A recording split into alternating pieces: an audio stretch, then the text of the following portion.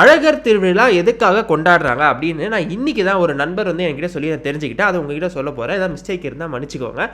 கோச்சிக்காமல் கமெண்ட்டில் வந்து அந்த என்ன தவறு அப்படின்னு சொல்லுங்கள். ஸோ அழகர் வந்து அழகரோட தங்கச்சி தான் வந்து அழகரோட ஃபுல் நேம் வந்து என்ன அப்படின்னா வந்து கள்ளழகர். அவர் வந்து அவரோட தங்கச்சி தான் மதுரை மீனாட்சி அம்மன். மதுரை மீனாட்சி அம்மனுக்கும் சுந்தரேசருக்கும் கல்யாணம் நடக்குது. ஓகேவா? இப்போ வந்து அண்ணனா வந்து இவர் கல்யாணத்துக்கு வரணும்ல. வரும்போது என்ன ஆகுது அப்படின்னா லேட் ஆயிடுது. லேட் ஆனதுனால வந்து கல்யாணம் வந்து முடிஞ்சிருது. இவர் வந்து நான் வரதுக்குள்ளே கல்யாணத்தை பண்ணிட்டாங்களே அப்படின்னு சொல்லி கோவத்தில் என்னை அவமானப்படுத்திட்டாங்க அப்படின்னு சொல்லி ஊருக்குள்ளேயே வரலையா. ஊருக்கு வெளியில் இருந்தால் அந்த வைகை ஆற்றுலேயே வந்து அந்த பிளெஸிங்ஸ் எல்லாம் வந்து அமுச்சு வைப்பார். அவங்களுக்கு அந்த கோல்டன் ஹார்ஸ்லேருந்து இறங்கி அவர் வந்து அந்த வைகை ஆற்றுல வந்து அந்த பிளெஸிங்ஸ் அப்புறம் பரிசுகள்லாம் கொடுப்பாரு அப்படின்ற மாதிரி சொல்கிறாங்க. ஸோ அதனால தான் வருஷம் வந்து வைகை ஆற்றுக்கு நம்ம போனோம் அப்படின்னா வந்து அந்த அழகர் வந்து நமக்கு வந்து அந்த பிளெஸிங்ஸ்லாம் கொடுப்பாரு, நமக்கு அந்த பிளெஸிங்ஸ்லாம் கிடைக்கும் அப்படின்னு சொல்லி வருஷம் வந்து இந்த திருவிழா வந்து பெருசாக கொண்டாடப்படுது. இப்போது 2 விஷயம். ஒன்று, எதுக்காக இவர் வந்து லேட்டாக போனார், எதனால் லேட் ஆச்சு அப்படின்னு ஒரு விஷயம். இன்னொன்று வந்து அண்ணன் வந்து வராமல் எப்படி வந்து இந்த கல்யாணம் நடந்துச்சு, ஏன் வந்து வெயிட் பண்ணலை இவங்க அப்படின்னு ஒரு ரீசனும் இருக்குது. ஸோ ஃபஸ்ட்டு ஏன் லேட்டாக வந்தார் அப்படின்னா 2 வெர்ஷன் ஆஃப் த ஸ்டோரி இருக்குது. ஒன்று வந்து வழி ஃபுல்லாக இவரோட பக்தர்கள் வந்து நிறைய பேர் இருந்தாங்க. எல்லாரும் வந்து இவர்கிட்ட ஆசீர்வாதம் கேட்டுகிட்டே இருந்தாங்க. அதனால இவங்க எல்லாருக்கும் ஆசீர்வாதம் கொடுத்து முடிச்சுட்டு போகிறதுக்குள்ளே லேட் ஆயிடுச்சு அப்படின்னு ஒரு வெர்ஷன் இருக்குது. இன்னொரு வெர்ஷன் என்னன்னா கல்யாணத்துக்காக இவர் நிறைய பரிசுகள்லாம் கொண்டு போயிட்டு இருந்தார்.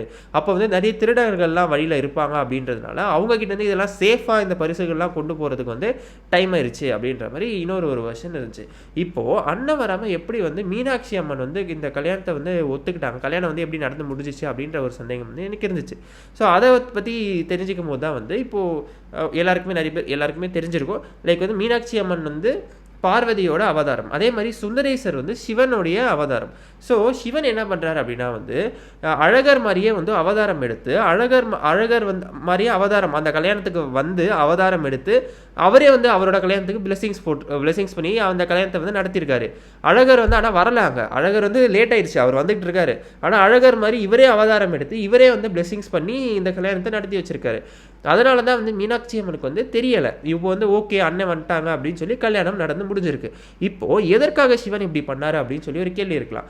அதுக்கு வந்து அவங்க என்ன சொல்லியிருக்காங்க அப்படின்னா வந்து சிவனும் விஷ்ணுவும் வேறு இல்லை, நாங்கள் வந்து ஒன்று தான் அப்படின்றத காமிக்கிறதுக்காக தான் சிவன் வந்து அப்படி பண்ணார் அப்படின்னு சொல்லப்படுது.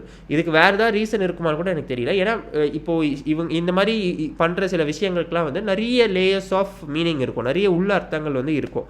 ஸோ அந்த மாதிரி அது எதுக்காக அந்த ரீசன்ஸ் ஏதாவது தெரிஞ்சிச்சுனாலும் இல்லை இந்த ஸ்டோரியில் உங்களுக்கு வந்து ஏதாச்சும் உள்ள அர்த்தங்கள் இருந்தாலும் வந்து கமெண்ட்டில் சொல்லுங்கள். ஏதாவது நான் தவறு பண்ணியிருந்தால் தயவு செஞ்சு மன்னிச்சுக்கோங்க. நான் உங்கள் ரிச்சர்ட் ஆஸ்வின். மதுரை மக்கள் வந்து குறிப்பாக கண்டிப்பாக கமெண்ட் பண்ணுங்கள். நன்றி, வணக்கம்.